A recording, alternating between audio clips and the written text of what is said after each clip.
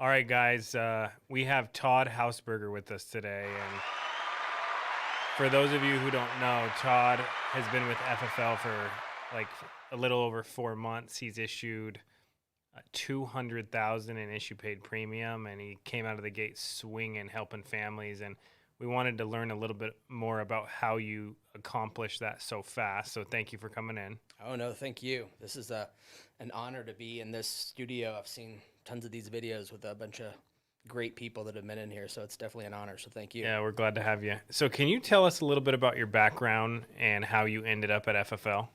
Yeah, so I have been in insurance. I got my insurance license at the end of 2003, and I pretty much spent, except for about a 2-year hiatus with another insurance company, spent most of my career with just one insurance company, doing supplements and stuff like that.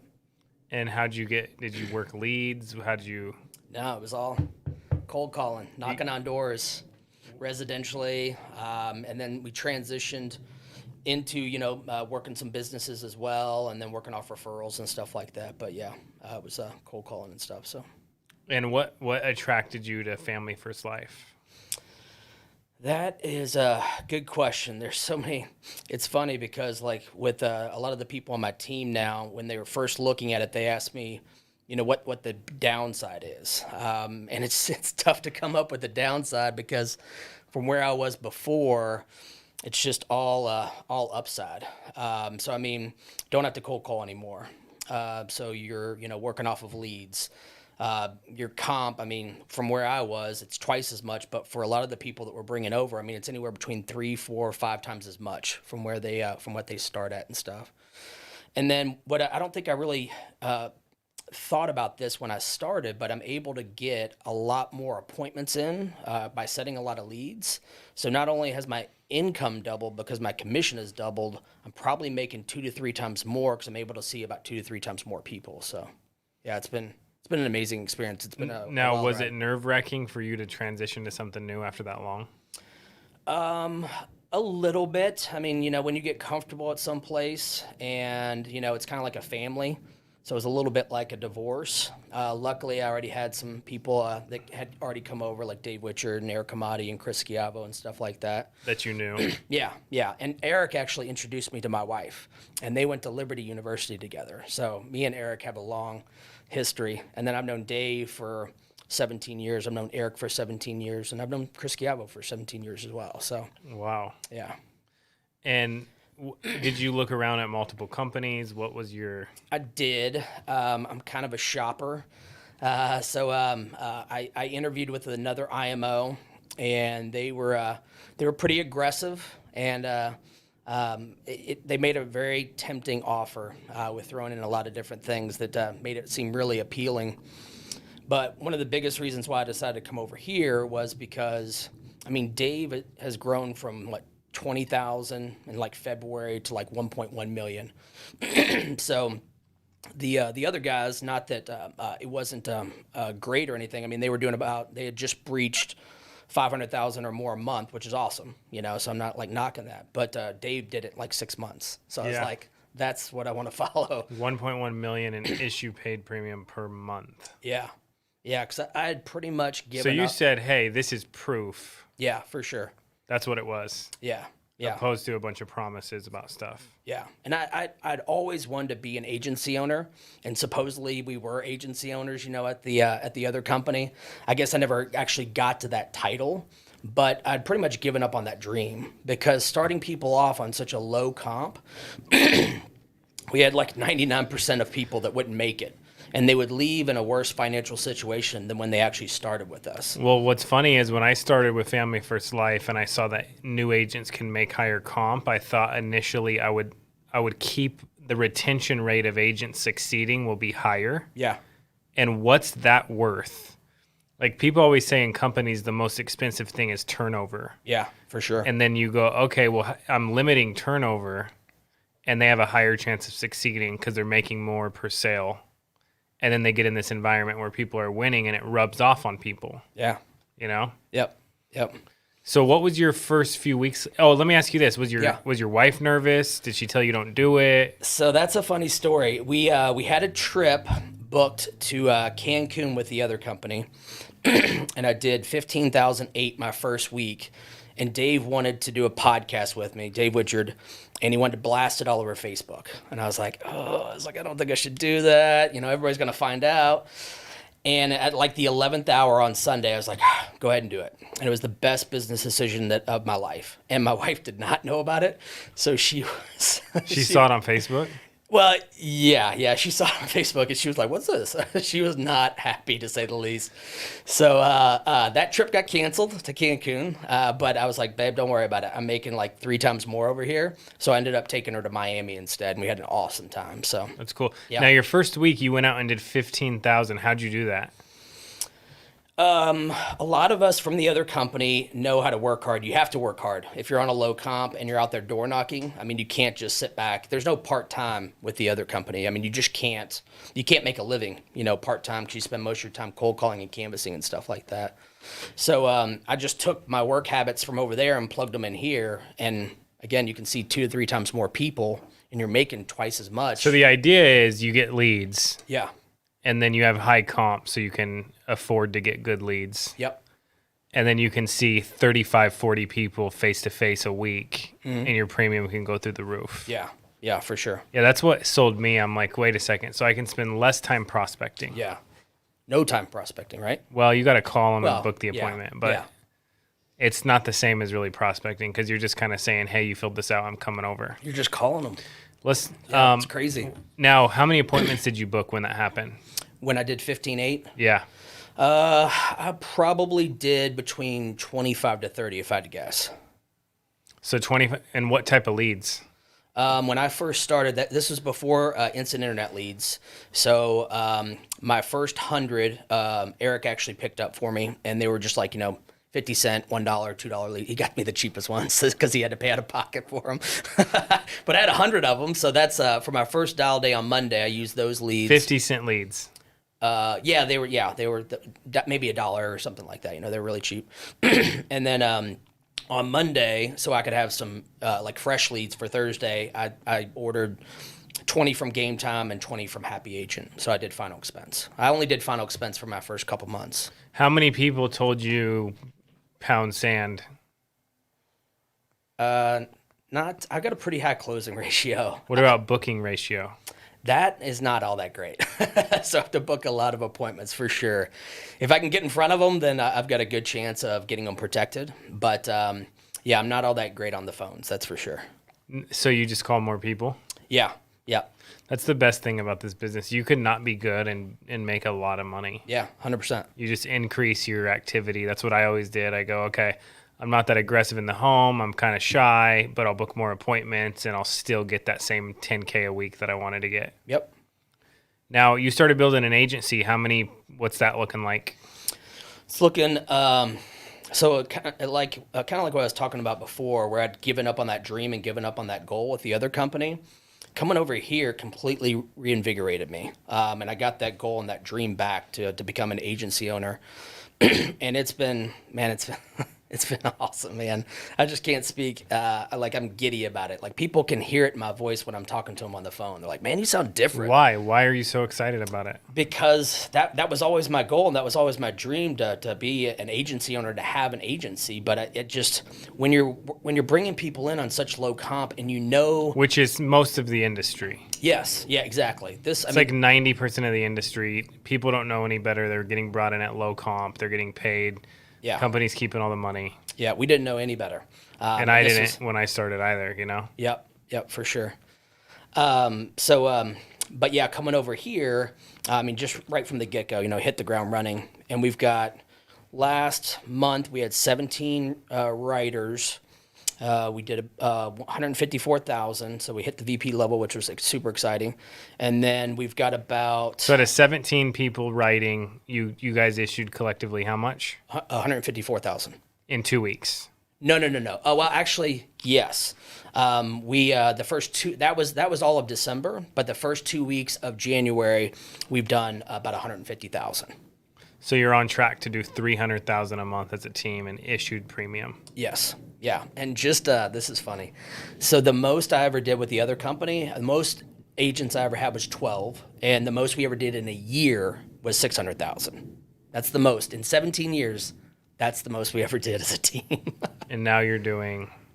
Now, I mean, if we're on track, I mean, what was that? You're gonna do 4 million, 5 million. Yeah, easily. For the year. Yeah, I'm following in Dave's footsteps, or at least I'm trying to. It's big footsteps to try to follow behind.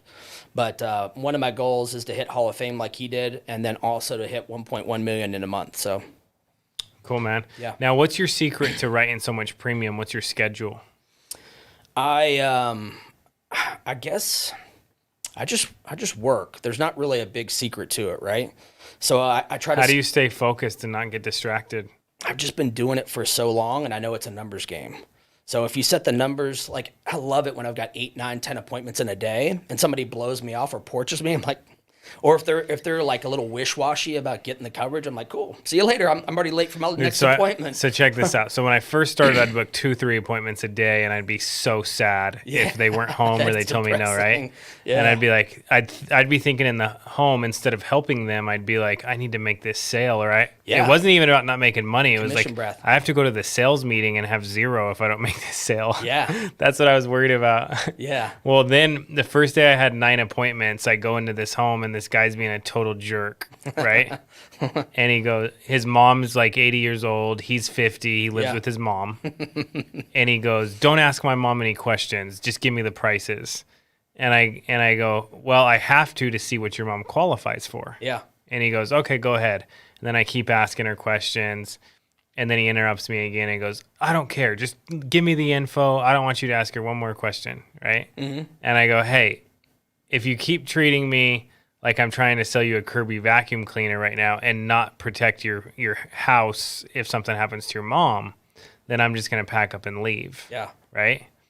And then he's like, oh, shoot. Like, I've never done that. I've never talked like that to anybody. Yeah. And then he goes, he's like, okay, back off a little. Yeah. And I kept doing it. Then he kept interrupting me, and I go, hey, dude, if I was 50 and I lived with my mom, I would be very protective over her too.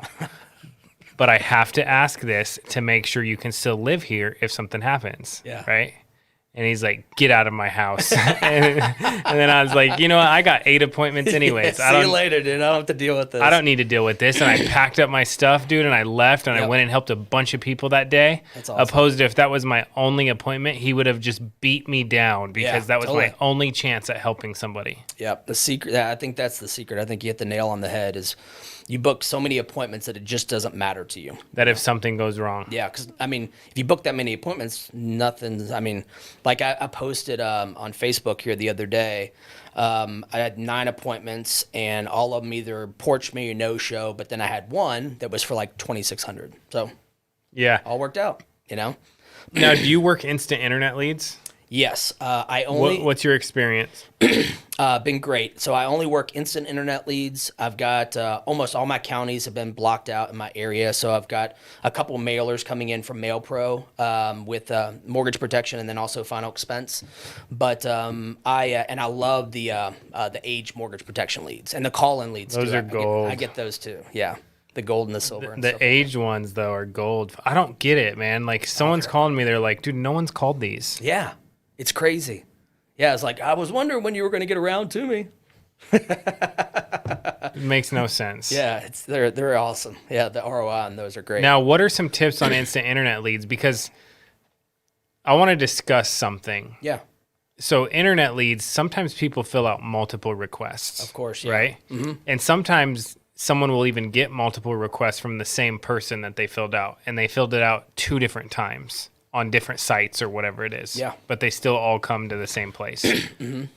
So when I'm helping a new agent, I always try to tell them if they've talked to someone else about insurance, it's okay because they most likely tried to sell them something over the phone. Yep. And you're going to go meet with them in person and really find out what their needs are. Mm-hmm. Do you run into that over the phone, and how do you overcome that? Yeah, all the time. I actually just sat down with a family who had just 2 days prior had picked up a policy from somebody over the phone. And the policies that I showed were more expensive, but the reason why she decided to go with me was because she saw more value in it. But how'd you book it if someone already talked to her? We basically how we handle most of those, because I've also got an assistant that does some dialing for me and stuff like that as well. Just say, hey, we just want to make sure that they put you in the best spot. I just want to come out there and review your policy with you. It's just something free that we provide for all of our clients, and just want to make sure that the agent puts you in the best spot possible. So we're just going to do a quick review. I'll be 5 minutes and I'll be out. Now, when you're in the home, it's easier to help them than it's easier to identify all of their needs than over somebody doing that over the phone, right? Yeah, because there was no relationship with this random guy over the phone. So she saw the value and she wanted to work with me. So now, how often does that happen? Not too often, to be honest with you. Haven't ran into it all that much. Most of the people that I sit down with are either looking to add on a policy that they don't have, or they're looking to like add on to it. So I haven't done like a ton of replacements or having to oversell most people and stuff. So usually they're just ready to get some new policy. Yeah. Yep. Now, how fast do you call these leads to try to get a hold of them? And do you turn on the alerts in your area so you can see when they come in? Yes. I've got the alerts on. So when you get them, they're fresh because they come in, you buy them right when they come in instantly. You call them because you have that alert on. Yeah, and I buy them bulk too, typically. So I'll buy for, maybe a week or maybe even 2 weeks. And then whenever I see age mortgage protection, if I'm just on there, then I'll pick those up as well. Or if I get an alert for it or something like that, I'll pick those up too. I wonder how many people don't use the alerts. Probably quite a few people, if I had to guess. Yeah. That's okay though. Yeah. So you do that. How many people do you close? Like, what could somebody expect? Like, and I'm talking about from booking, not from seeing. Okay. So if you book 30, how many people at the end of the week do you sell? Do I sit down with and then sell? Because I'll probably sit down, if I've got 30, I'll probably sit down with anywhere between 20 to 25. So let's say you sit down with 20, those 10 cancel, they're not home, what happens? Probably, I'll probably sell about 17 out of those 20, I would say. 16, 17. Yep. So every week you're booking 30, you're selling about 50%. Yeah, or higher. Looking. Yeah, probably. Yeah, when I actually sit down with them, I sell. Now, do you travel to multiple areas? How do you do that? I've been pretty lucky in my area where I haven't had to travel that much. I've got 3 counties that I kind of work in, the one that I live in, and then the 2 that are closest to me. And so the farthest I've had to drive was an hour and a half, but typically they're all within about an hour. And how many instant internet leads do you try to get a week? When there's a sale, I'll pick up a couple hundred. It's sporadic, and I just buy like because I want that algorithm to work in my favor. So I want to just keep buying and keep buying and keep buying, so more leads keep coming into the area because we're growing so rapidly. I know that we're going to need a lot more leads, and I know we're going to get to them eventually anyway. So now, how hard was it for you to buy leads? It wasn't hard because I'd already seen that it worked with Dave. The system was already proven, right? Like if I was like Dave, who just came over here and you didn't know anybody over here, I'd probably be a little hesitant at first, So that was a bold move by Dave. Tip my hat to him for that. So, but he's already proven it month in, month out. So yeah, I just said, how much do you want me to spend? He started off saying, well, I'll spend like $1,000. I was like, dude, just tell me how much I should spend. He's like, all right, $1,500. So I spent $1,500. So if someone wanted to work with FFL with your agency, what would you provide for them? I just moved into an office where we've got office space. We've got a room that we can utilize to be able to do dials in. So we've got like a couple conference rooms and stuff like that. But how big is that office? My office, it's probably about the big size of this. I don't know. I'm not good with sizes and stuff like that. And where is it at? It's in Hendersonville, Tennessee, just a little bit north of Nashville. And it's just you? Me and my assistant, Cindy. And then my wife. It's as big as this podcast room or the whole office? As big as this podcast room. Oh, okay. Yeah. I was going to say, dang. No. I'm not there yet, man. I'm working on it. Yeah, but it's pretty cool because my wife just got licensed. My assistant, who's my sister-in-law, just got licensed. My 20-year-old daughter just got licensed. Her best friend just got licensed. So, has your daughter made a sale yet? No, because she's still in college, so she's just planning on running some appointments, when she has time and stuff like that. But she's already recruited 2 people, her best friend. Dude, so I was in I don't tell a lot of people this, but I was in college when I started selling insurance. Yeah. And I was big on school. Mm-hmm. like I had all these plans to get all these degrees and all this stuff. And I worked at the grocery store. And I was just selling on Tuesdays and like Fridays. It was the day I didn't have class, and then I would get off early from the grocery store. I'd go run appointments, make a couple sales. That's crazy. And then I said, I'm going to take 3 months off and sell Yeah. so I can save some money. Yeah. And I took that 3 months off, and I guess you can guess what happened. You never came back. I never went back to school. Yeah. This, if Dave wasn't over here first, and maybe even if integrity wasn't involved with everything, it's almost like, is this legit? Is this legal? I mean, the integrity thing is just... Yeah, it's huge. And that was a big factor for us coming over as well. And I hate to say end game because it's obviously not an end game, right? But to be able to, have a great payout and partner with a huge company like Integrity, I mean, that's just, So we've named this. So when agents started to realize that if your agency gets big enough, you can do a partnership with Integrity. Yeah. Well, Family First Life exploded because it wasn't something that was just being told. There was like people doing 11 people right off the bat that did it. Mm-hmm. And then we've named this the integrity effect. Yeah. Because all of a sudden people are 2 to 3 times more motivated because they can come in and in a year build this massive agency, be set for life, partner with Integrity, get a huge payout, get stock, do all this stuff.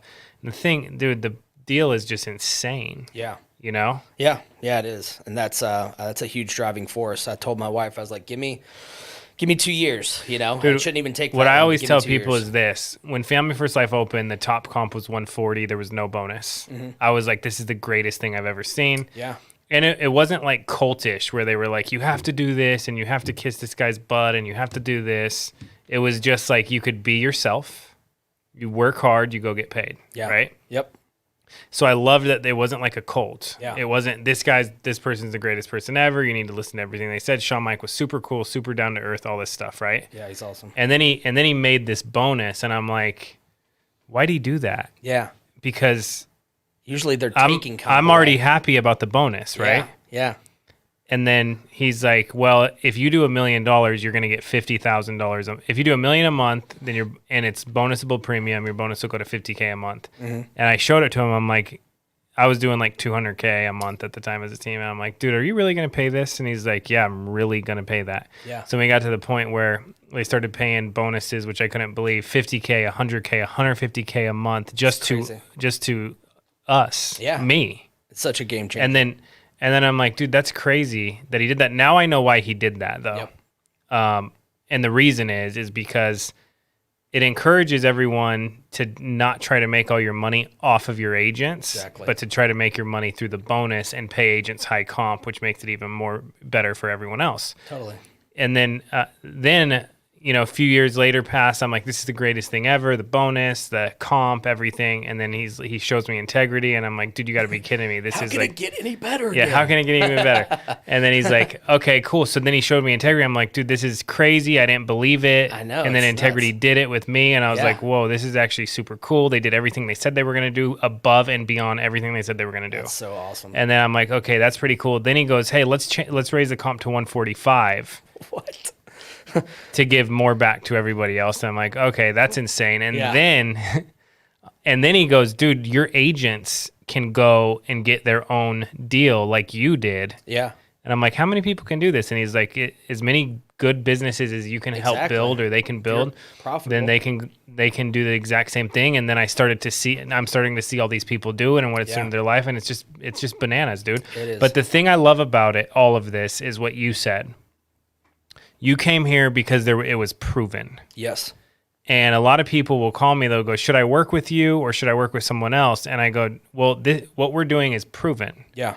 Anybody can say anything. Yep. But look at the volume, look at the amount of money people are making, look at the atmosphere people get into, and people will adapt to their environment. So there was a point in time where I was running a pathetic, sad agency where everybody was complaining. And now I always tell people, I don't even want to be in the same state as any of those people because it was just literally That's super negative. exhausting and tiring, and this lead wasn't home, and it's the end of the world, and the sky's falling, and all this stuff. Now I just block their phone number. It just keeps going to voicemail over and over again. It's been like that for 2 years. I don't get it. Andrew's number changed. Yeah, but it's got his voicemail. It's so strange. All right. Any last tips you would give anybody? Oh yeah, and well, let's go do that first. Then I have one other question. Gotcha. Last tips. I am a huge believer in educating yourself. So I believe I've listened to every podcast that you guys have put out in the past. Well, since you guys started doing podcasts, basically. And I try to watch as many of the YouTube videos and get on the videos as much as I can, and all the different conference calls that we have and stuff, because that's really taken my. And then you, if someone wanted to work with you, how can they contact you? Call me directly. What's your phone number? Cell phone is 615-431-9554. And if somebody works with anywhere in the U.S., they can call you, and they can plug into anybody's office in the U.S., which FFL's goal is to have 400 offices this year. Yep. Which is just going to be another complete game changer. Yeah. You know? Out of the 50 agents that I either have in contracting or licensing right now, probably 40 to 45 of them are outside of Tennessee. Nice. Yeah, from West Coast to East Coast. Cool, man. Yep. Well, dude, you've inspired a lot of people. We feel lucky to have you on the team, and let's go out and crush 2021, man. Yeah, for sure.